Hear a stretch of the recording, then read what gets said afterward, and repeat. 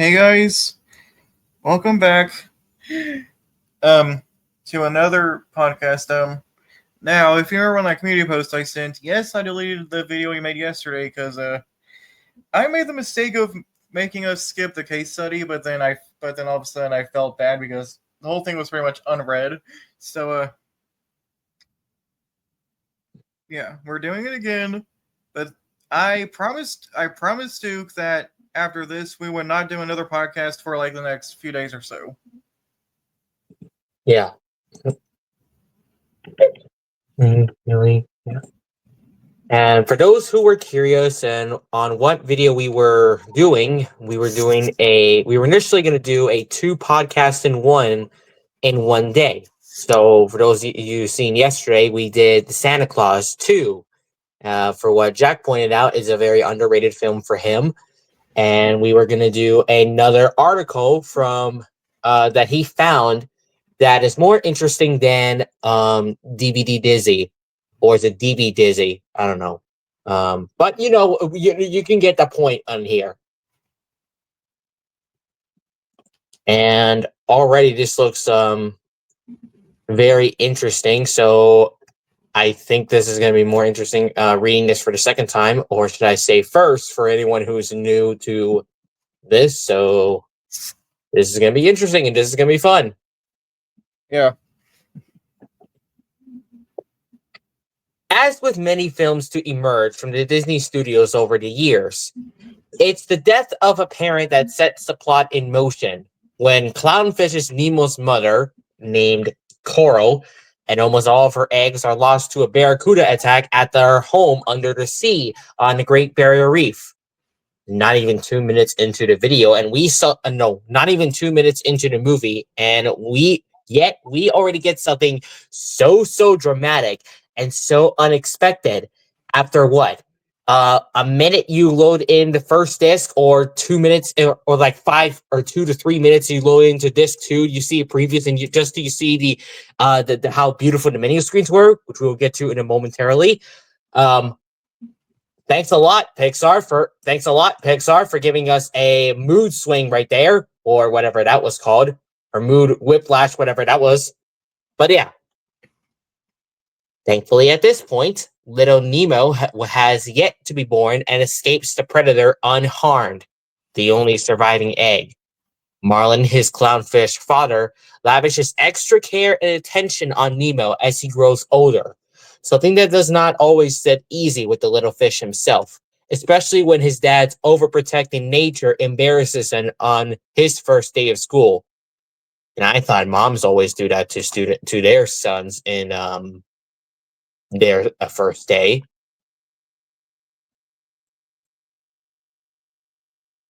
Anyway, Nemo swims off, trying to prove that he can take care of himself, but soon gets tangled up, quite literally, in a diver's net and taken away from Marlin and the school. But as his dad tries to keep up with the diver's boat, he unfortunately loses them with the only clue to the destination. The only clue, and that is a swim mask that fell to the bottom of the ocean. Marlin meets up and is teamed with Dory, who suffers from short-term memory loss, providing many of the film's best and unexpected moments of comedy. And together they vow to find Nemo and bring him home. Meanwhile, our little flipper has ended up in a fish tank of an Australian dentist, a tank filled with other fish desperate to escape due to their being tortured by the dentist's niece, Darla. Like Sid in Toy Story, Darla is a bit of a psycho, complete with Bernard Herrmann's unforgettable string theme and deadly to all fish. Yeah, thanks a lot, THX, for making Darla sound louder, and thanks a lot, Pixar, for making us give us the creeps with Bernard Herrmann and Alfred Hitchcock. Will, Marlin, Dory, a team of stoner surfing turtles and a crazy pelican be able to reach to Sydney in time and stop Nemo from becoming sushi? Wait, sushi? Excuse me? Animated views, are we in Sydney or Tokyo? Are we in Sydney or Tokyo? Wait. Why would you say Nemo would become sushi when he would just become fish and chips in Australia? You know? What's the point with that? Oh, that could have made it more simple. Anyway, Swim to Shore is on. Oh, wait. It already was. The biggest film of its year, live action or animated, comes to DVD in a great little package that does justice to the movie itself and continues the standard set by previous collaborations from Disney and Pixar on disc. The fact that my copy of Nemo just came in a couple of days after seeing it in the theater. No, I wasn't a late goer, but it had just come out here in the UK, made it even more exciting. As with Slyvin Chomet's recent Belleville Renovis / the triplets of Belleville. What? What this? Wait a minute.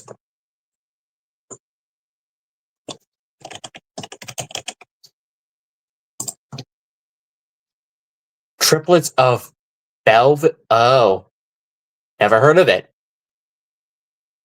Okay.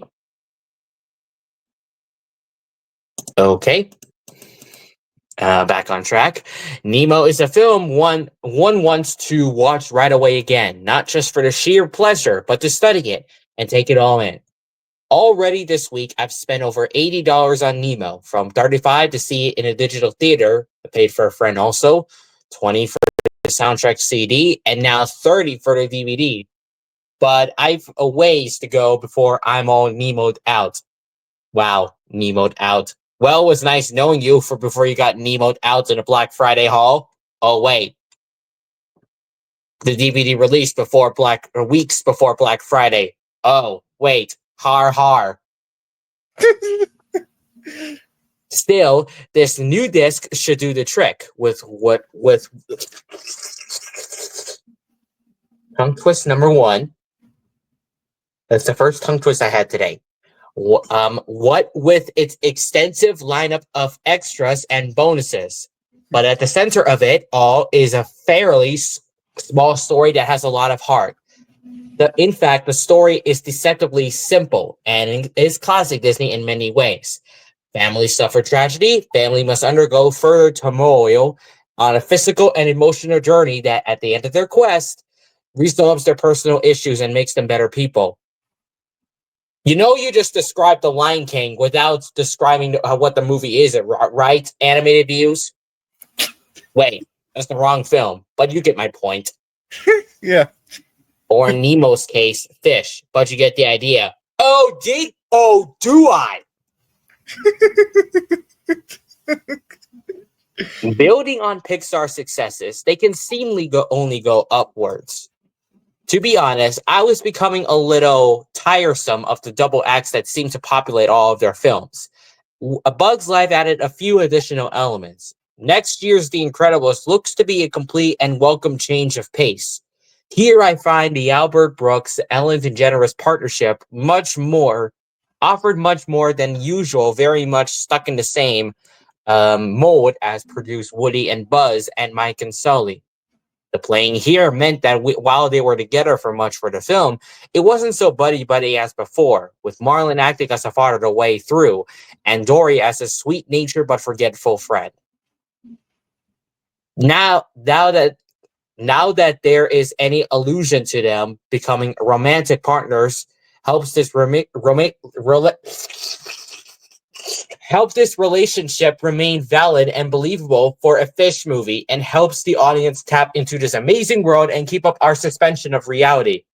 Sitting with my friend who just became a dad himself, it was interesting to note which scenes played best with him, and for the most part, it seemed to be the ones where characters bonded. For me, I love the Pixar humor, and Nemo has it in bucket loads. The trick is to watch whoever on screen is not doing the talking, and you'll find that you'll get twice the laughs. or make that triple the laughs. Tell no one. Backgrounds in Pixar films are also things to check out, especially on DVD.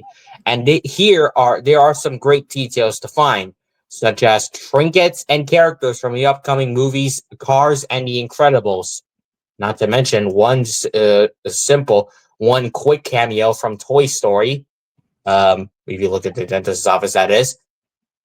Dialogue in Pixar films is also always very strong, and the actors help pay off any lackluster lines that are to be found here. Now, not that there are many. The script bounces along and always tops itself up if there's a full lull approaching.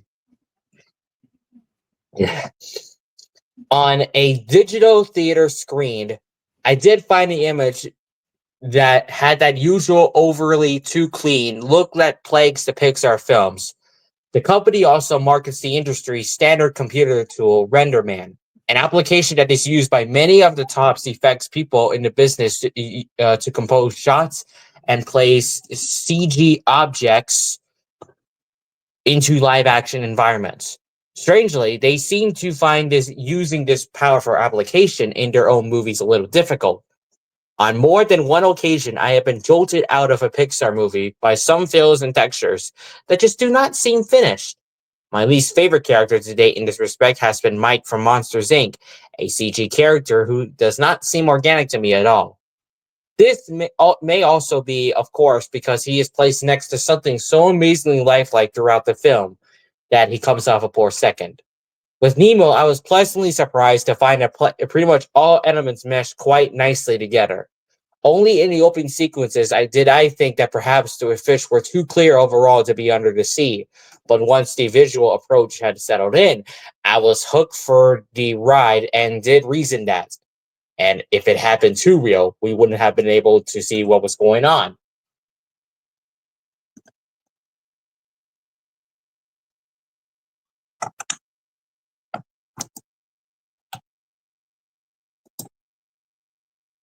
Here, character animation in CG is raised up several notches. There are moments when dialogue does not have to be spoken to convey an animation, something that CG usually handles by playing everything broad. Subtly is in great supply in the film, and the voice cast gets to play a wide range of emotions. This is also probably Pixar's first big cast film. While the others had a very decent array of talent, such as A-listers Tom Hanks, Tim Allen, John Goodman, and Billy Crystal, Finding Nemo has the kind of cast that is usually drawn into DreamWorks animation type lineups. As Marlin, Brooks portrays the father with several layers, usually missing in his caricatures he sometimes plays in The Simpsons.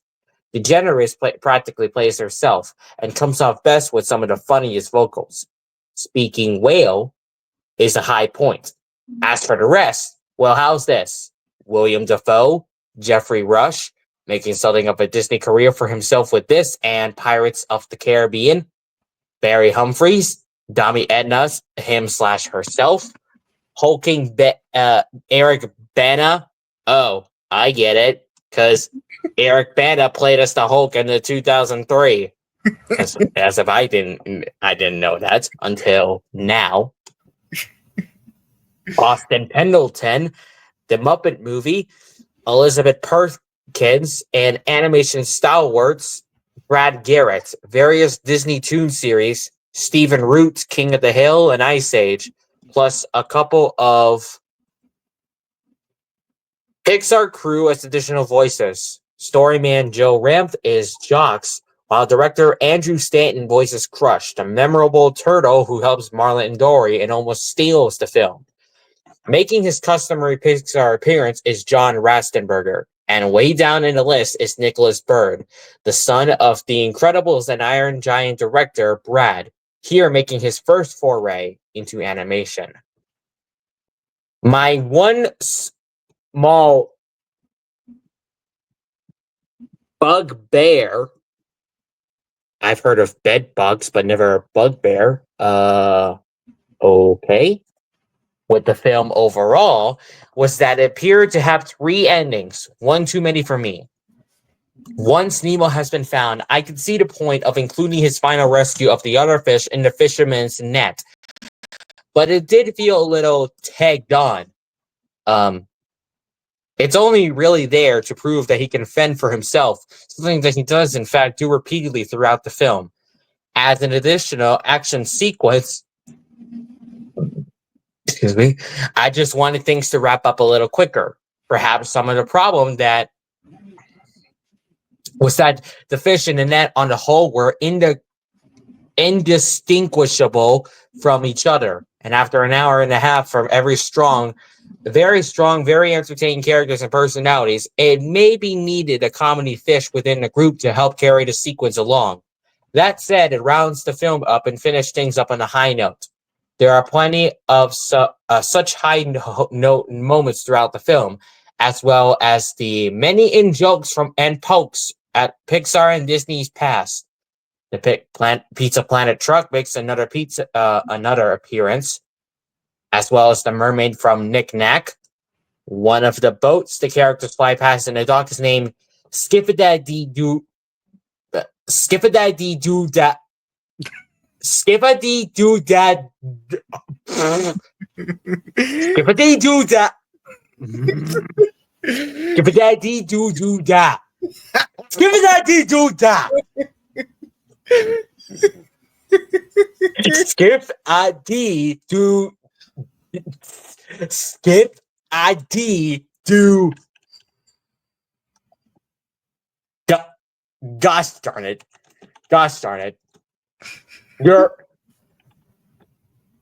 Why does this remind me of La Da D for some reason? Let me say it again. Skip ID. No.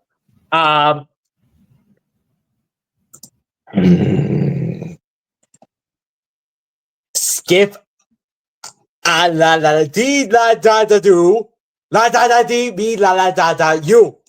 Wait. No. Why am I saying the lyrics of La Da Dee from Cody Simpson now? I meant to skip.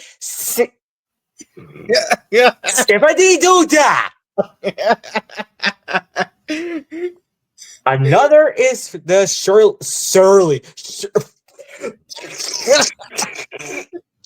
surly mermaid.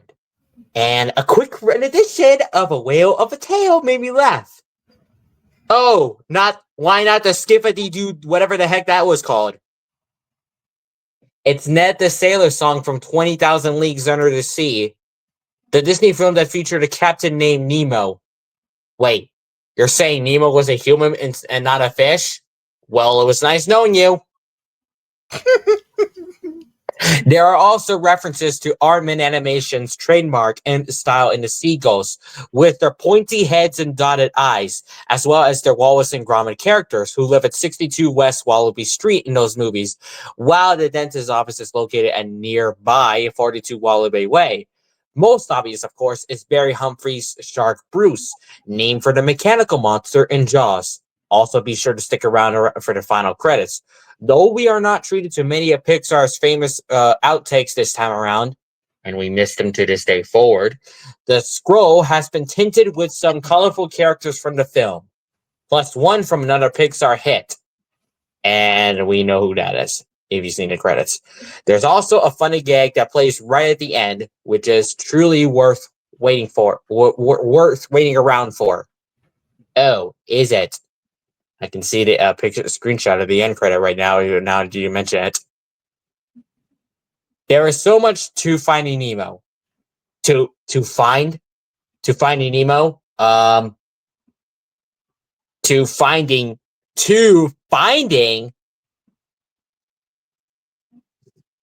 Let me fix that.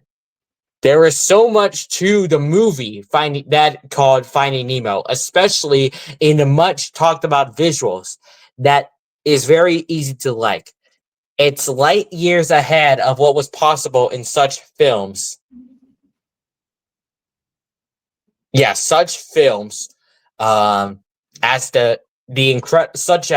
such films as The Incredible Mr. Limpet, and most certainly contains the funniest fish in the movie since Monty Python's The Meaning of Life. Raising the bar for animated movies once again, it will be interesting to see how DreamWorks combats Pixar's work here with their own fishy flick, Shark Tale, an undersea mob comedy. Oh, wait. Was there a teaser for Shark Tale in 2003 animated views? I don't think so. As for Nemo itself, well, this movie can only be described accurately as a fish called Wonder. Is this thing loaded? If you want fun extras on a Disney DVD, then a Pixar disc is the place for you. You mean place for you? Sounds like an interesting word to say.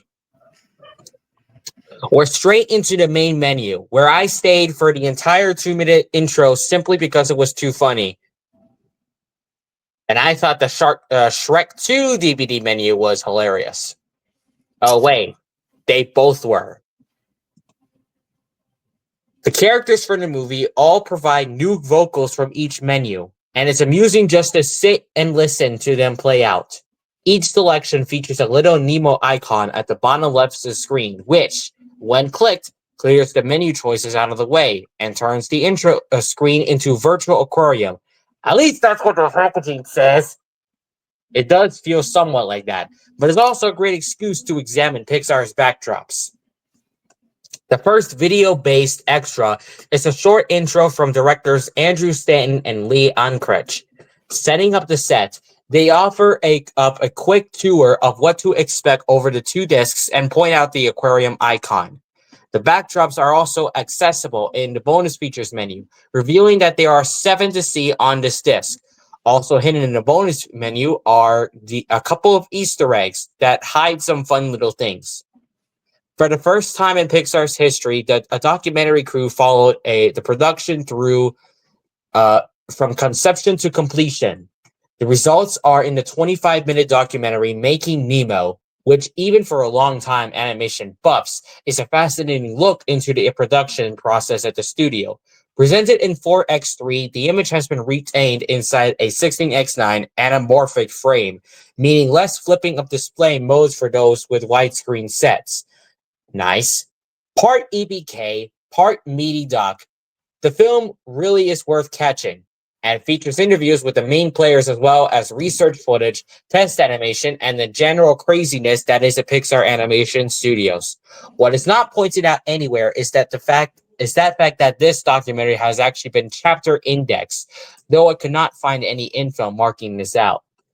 It packs in a great deal and covers a lot of in-depth ground for a relatively short piece, such as the dangers of making Nemo's world too real, and the pacey editing keeps things moving along. Interesting and fun. Design Galleries offers 4 additional options: art review, characters, environments, and color script.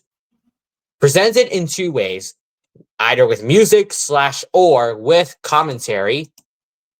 Art review is an over 8-minute piece that takes a look at pre-production concept art produced for the film. Interesting to know. Although the music-only version is nice and showcases more of Thomas Newman's score, the commentary from production designer Ralph Eggleston, character art director Rick Navira, and shading art director Robin Cooper makes more sense, especially as the three intro themselves with drawn caricatures of themselves and talk us through the paintings. The music score is also present on this version, and it seems the only one to see, as images can still be framed for closer inspection. All right. Running almost 7 minutes, Characters is a great way to study the sculpted maquettes that inspired the animators while creating the movie. Each character from Marlin, Dory, and Nemo to Nigel and Darla,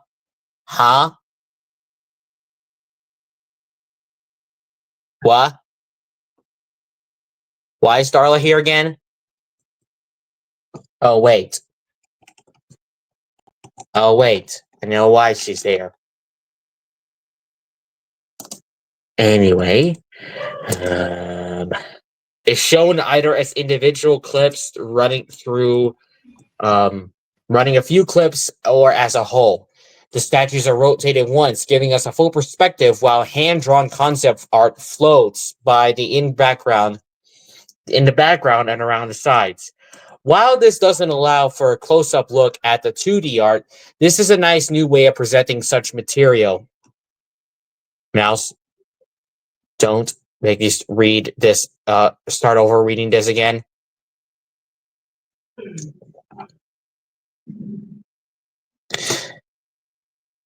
Such material. There are more. Oh wait, while this doesn't allow for a close-up look at the 2D art, this is a nice new way of presenting such material. That's where I was at. Okay. There are more concept works to be found in environments, a series of still images that show individual backdrops and props that were created and used in the movie. There are 3 locations to explore the reef, the ocean, to explore the reef, the ocean, and the harbors, each with several subsections and various images within those. Plenty of amazingly intricate details to discover. Finally, the color script plays out. Over 300 of Ralph Eggleston's original guide drawings, made to convey the mood of each individual scene. These can also be stepped through using the next button on the viewer's remote. The big attraction on disc 1 is the visual commentary, which elaborates on the footage seen in the Nemo documentary, as well as presenting alternate and deleted scenes within the movie. Playing along the same lines as the Treasure Planet's commentary, the speakers, such as directors Andrew and Lee and co-writer Bob Peterson, come to a halt at specific moments to intro a video clip that elaborates on what they are saying. In all, this adds up to another 30 minutes of material, and unlike the Treasure Planet commentary, it does not repeat material we may have seen in other sections. Even better is the fact that these extra clips has been indexed with a separate submenu, which makes searching for individual segments within the commentary a breeze, as well as a play off selection that automatically runs them through. A really good way of presenting all of the available footage. The commentary itself is what you expect. Interesting, never boring, never make you want to...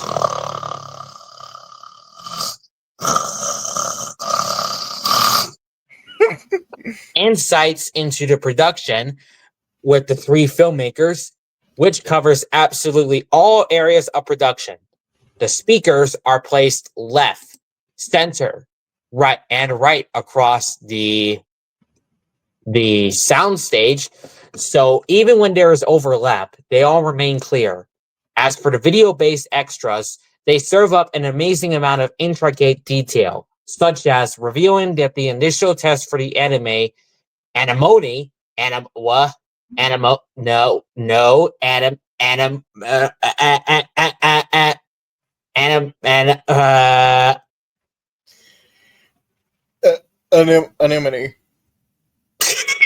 I was just about to correct that. It feels like I was having a stroke there for a second. In the film was Monster Sully's hair thickened up a little, as well as showing the creating and lighting of the reef, voice sessions, Stanton selling the film to merchandise licensees, the differences between real and fake Aussies, particle test, a music and sound effects only clip, a progression reel, the problems animating jellyfish, video footage of the generous speaking whale, early water and swim tests, scoring session, multi-language seagulls, more concept art, and a touching tribute to animator Glenn McQueen that runs almost 3 minutes in itself. To the credit of those involved in putting the disc together, there is very little overlap, and these sequences lead in and out of the commentary very easily, as well as playing fine on their own. Deleted scenes include an alternate dream story version of Nemo's mother's death, Marlin searching for Nemo's school, an extra shark scene featuring a game played with a live mine, a not-so-nice gale, more transcendental take on Crush and Dory, and a longer Nemo in a sewer sequence, all shown in their original storyboard forms. Also included are some audio outtakes of Brooks trying to deliver Marlin's joke and DeGeneres improvising her sleeping state, which is fairly amusing. Though more than just these on a voice cast overall would have been a big bonus. On to disc 2. And if you've been wondering where all the usual plugs for other Disney products have been hidden, then wonder no more. As the disc spins for the first the theatrical teaser for Pixar's Next, The Incredibles, in a great 2.35 anamorphic showing. Even better is a first sneak peek at full animation for Disney's last hope for 2D animation, 2004's Home on a Range, which looks like it absolutely recaptures the magic of the 1990s features, complete with Alan Menken's music, irrelevant comedy, and stunning 1950s styled animation similar to The Emperor's New Groove. Wasn't The Emperor's New Groove in 2000 exactly?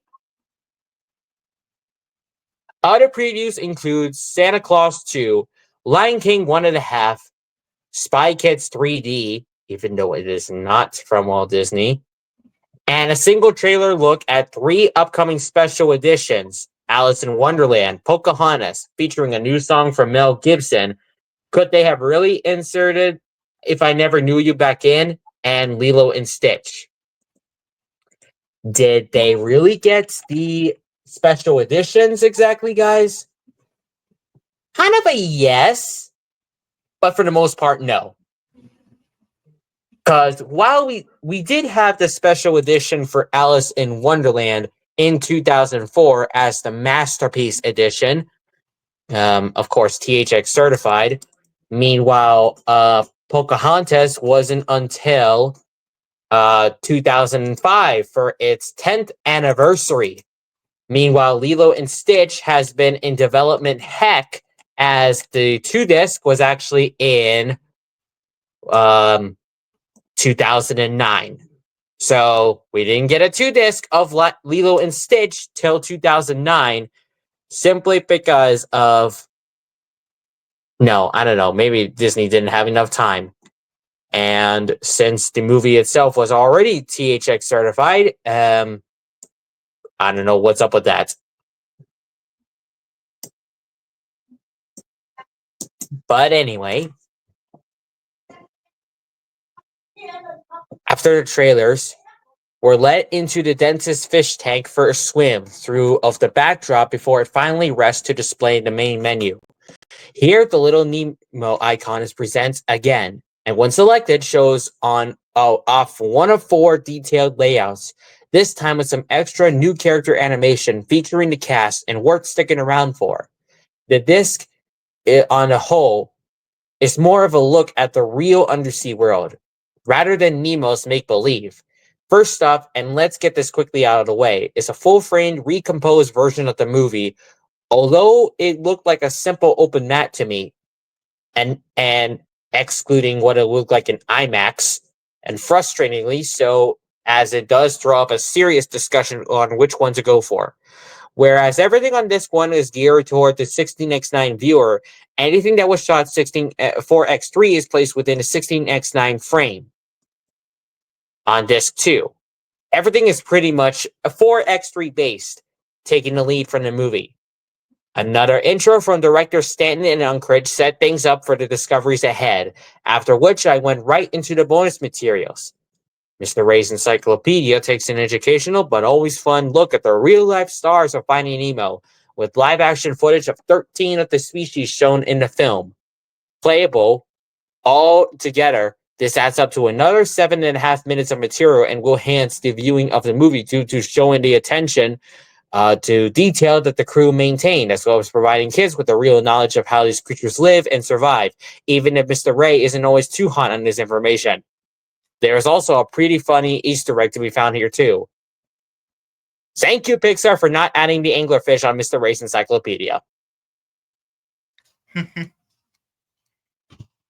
Fish Charades is a fun set-top game for 1 or 2 players that is introed by Crush the Turtle. It's actually quite fun, being a race against time to work out which object from 4 school of fish are grouping together to approximate. Not sure if it has much repeatability though, as on a second go many of the objects were very obviously the same.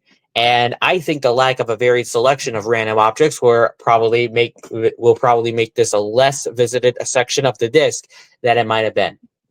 Storytime is a basic and short additional read-along story for smaller children, featuring Nemo and Marlin.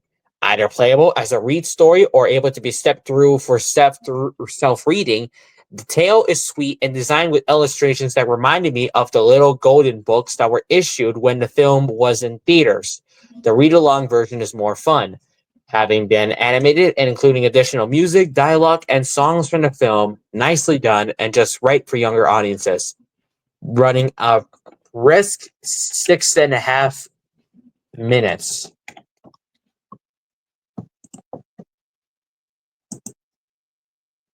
Was there?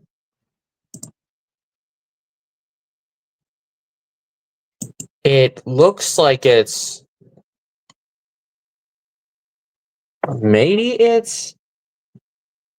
little children's book, because it looks more like a blue ribbon award, but okay.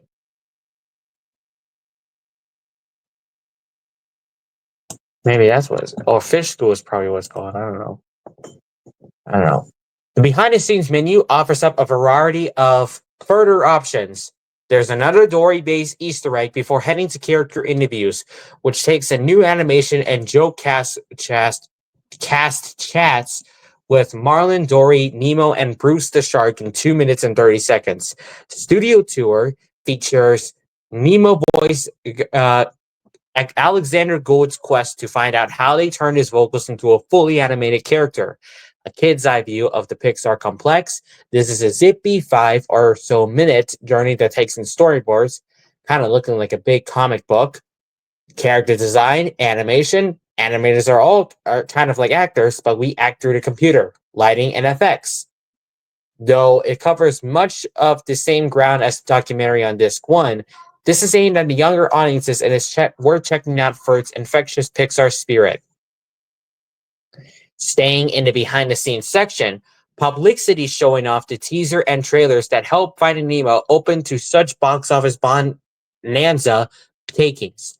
Unfortunately, in keeping with the 4:3 nature of this disc, they are only presented in letterbox non-anamorphic widescreen. But my feeling is that it's better to have them at all rather than not, as has been the case with some recent Disney issues. The teaser that was included in last year's Monsters Inc. disc is here, as well as 3 full theatrical previews: Bright Light, 3.7 trillion fish, and Earth's surface, plus 3 fun facts on Bruce, Nigel, and Crush that ran as TV spots. All of the trailers are well cut and evoke the feeling of the movie well through a playoff function that would have been great here, especially for the TV spots. It's all welcome stuff, though, topped off with a print gallery featuring 18 poster images. Also accessible from both the bonus and main menus is the much advertised Exploring the Reef, a 7-minute look at the real world that Finding Nemo is set in. Jean Mitchell Castillo hosts the mini doc, which starts off as one of those round-the-world pieces often shown on the Discovery Channel, National Geographic, or should I say, Animal Planet.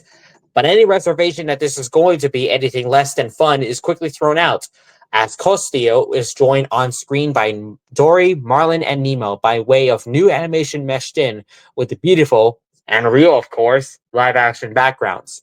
It's a very well-made extra and features some obviously time-consuming and expensive new animation, which has been put together exclusively for the disc, and is highly amusing as Castillo tries to keep things fact-based while the cast play havoc with his narration. The animated cast themselves don't always fit it with their real-world counterparts, but to point out such shortcomings is to miss the point. This is a very fine and well-made bonus DVD bonus, and we learned quite a few things along the way, too. No bad thing. The only fishy thing I found about the extras in the set was the inclusion of Pixar's previously released short film, Knick Knack. That's because what is presented is not the original version, and thank God for that. But rather a Disney-fied re-rendering that cleans up some of the original humor that defined its computer geek filmmakers. At the time, these guys were all free and single, and knew what assets they appreciated in eyeing up an attractive lady. You can guess where their attentions lay. By 2003, they're all married and settled down with kids and are somewhat embarrassed by their almost teenage outlook on the female anatomy. So a cleanup was requested and transferring the computer files for this new presentation, which basically removes the rather obvious charms of a couple well-endowed female figurines and replaces them with, well, nothing.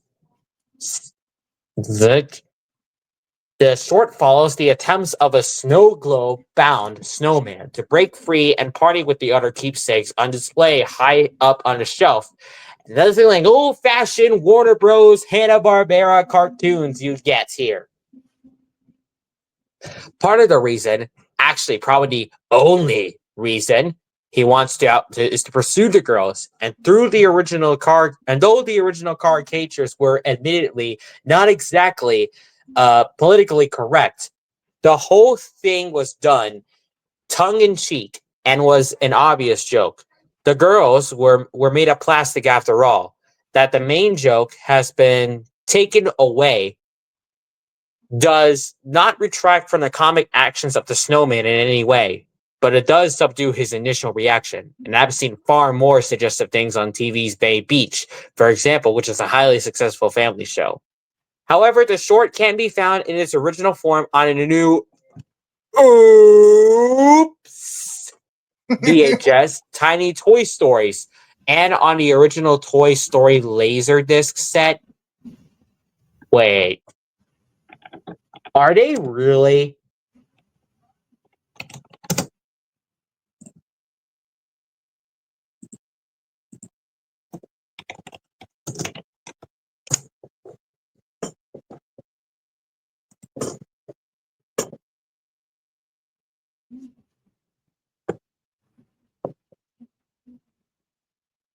That's what I thought.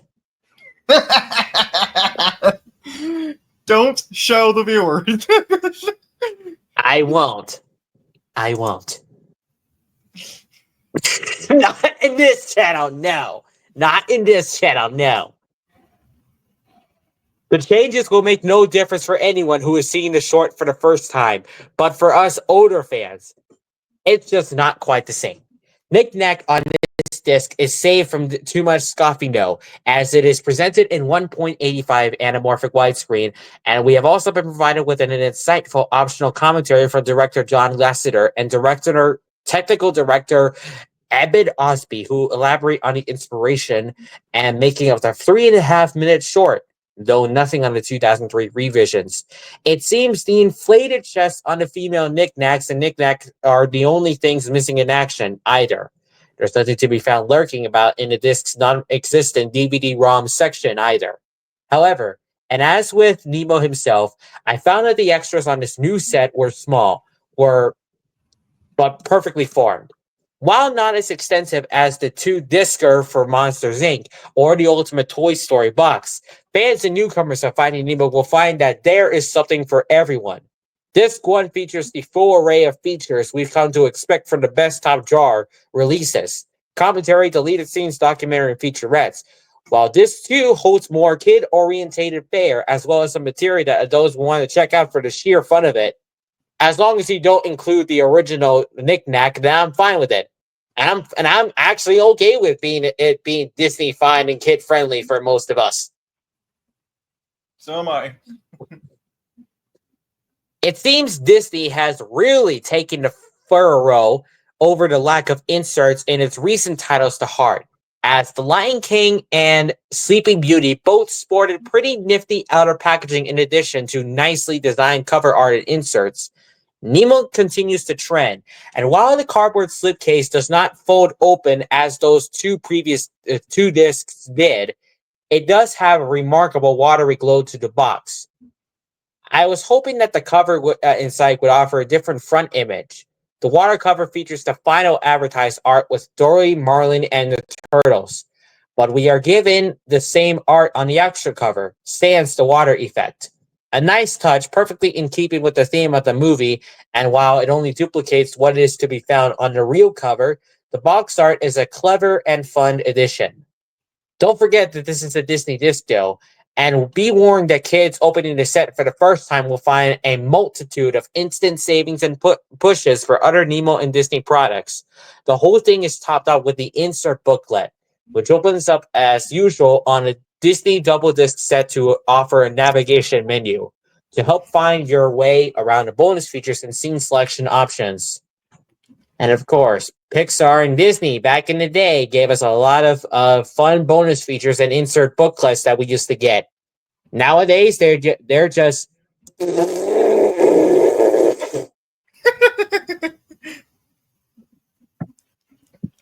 If you get my point, then yes.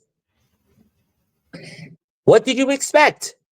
Despite some worries from early promo copies about going about which claim to have compression issues, I found nothing wrong with this rendering of Finding Nemo. A direct digital to digital transfer. Detail is super beat, right down to the individual scales on Little Nemo. And though there is some slight artifacting on some of the shots, it is nowhere near as bad as some would have you think, and no more so than the usual kind of compression that has to take in water and reflective textures. Presented in the originally framed 1.78 weight ratio, there is also the usual family-friendly full-frame version on disc 2, referring for 1.33. There's not that much more to say. Nemo looks great. A good, strong Dolby Digital X track heads up this release and does a good job of approximating on what a DTS track might have offered. The Dolby track is pretty aggressive for a film of this sort, down to the sound design of Skywalker Ranch and longtime Pixar collaborators Gary Summers and Radstrom. The track is perhaps, therefore, very comparable with Monsters, Inc., featuring fun and pleasing uses of directional speakers. In the louder moments, a good system will put you right in the ocean, while the dialogue and other important effects are reproduced just as they should be. LFE is present, but maybe could have been used more in helping to conjure up the undersea world. That's why we have THX again, marking a change from the Randy Newman scored Pixar films of the past. His cousin Thomas steps up to the task here with a very different take on action cues. Most recently, lauded for the music for Road to Perdition, Newman has also written two of my favorite scores, Meet Joe Black and The Shawshank Redemption. He brings his string-based orchestrations to the fore in Nemo, providing war themes juxtaposed with stark musical stabs. It's a fine score that fits into the soundscape perfectly and contributes much to the underlying emotion as the story unfolds. All in all, a very enjoyable mix. English, French, and Spanish subtitles are also included, although the tracks for French and Spanish are only available on the full-frame version. Apart from the annoying full frame included transfer that throws open the whole animation open at debate again, though kudos to Pixar again for providing a reformatted frame that keeps the intention of the wider image intact, Finding Nemo supplements make this a great addition to the growing number of must-have DVDs. Coupled with the amazing film, an eventual Academy Award winner for Best Animated Feature, it's simply fantastic. Main feature 9 out of 10, supplements 8 out of 10, video image 10 out of 10, soundtrack 9/10, overall 9/10.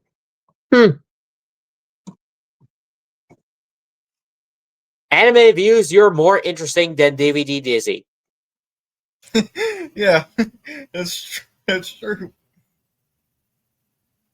At least to talk about the actual film, True to that. I wish them went through the steps of the Easter eggs, but they didn't want to spoil it, so Because we have to figure that out. yeah. Oh boy.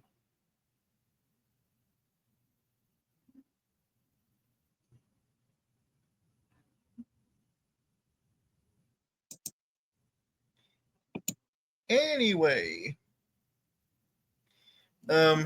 Anything else to say before I end this off? Nope. Alright, guys. We're gonna see you in a few days. We're taking a break from podcasts, big so that Duke's vocal cords can be how do I call it? Not fixed, so that Duke's vocal cords can be relaxed. I don't know. Yeah. So we'll see you all in a few days. Bye.